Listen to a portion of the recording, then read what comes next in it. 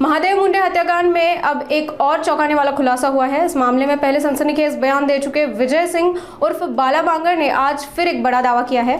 बाला बांगर ने कहा है कि इस हत्याकांड से जुड़ा नाम वाल्मीकि कराड दरअसल धनंजय मुंडे को मुश्किल में डालने वाला था। उन्होंने कहा है कि उनके पास इसके पुख्ता सबूत है। आइए जानते हैं बाला बांगर ने क्या कहा। धनंजय मुंडे साहेबांच्या वहिनी म्हणजे मिसेस आमच्या वहिनी राजेश्री वहिनी आणि धनंजय मुंडे साहेबांना मी सतीश भाऊ मार्फत ते रेकॉर्डिंग पाठवून देणार आहे। त्यांनी ते स्वतः ऐकाव्यात की वाल्मिकी कराडची त्यांच्याबद्दल काय भाषा होती।